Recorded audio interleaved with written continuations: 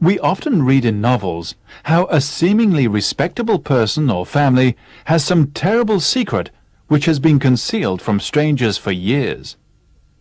The English language possesses a vivid saying to describe this sort of situation. The terrible secret is called a skeleton in the cupboard. At some dramatic moment in the story, the terrible secret becomes known, and a reputation is ruined.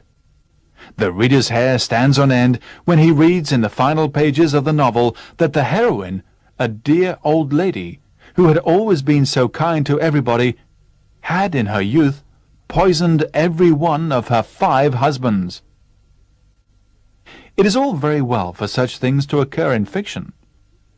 To varying degrees, we all have secrets which we do not want even our closest friends to learn. But few of us have skeletons in the cupboard. The only person I know who has a skeleton in the cupboard is George Carlton, and he is very proud of the fact. George studied medicine in his youth.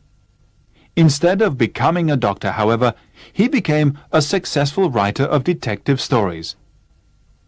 I once spent an uncomfortable weekend which I shall never forget at his house.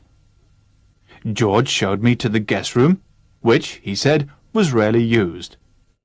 He told me to unpack my things and then come down to dinner. After I had stacked my shirts and underclothes in 2 empty drawers, I decided to hang one of the 2 suits I had brought with me in the cupboard. I opened the cupboard door and then stood in front of it petrified. A skeleton was dangling before my eyes.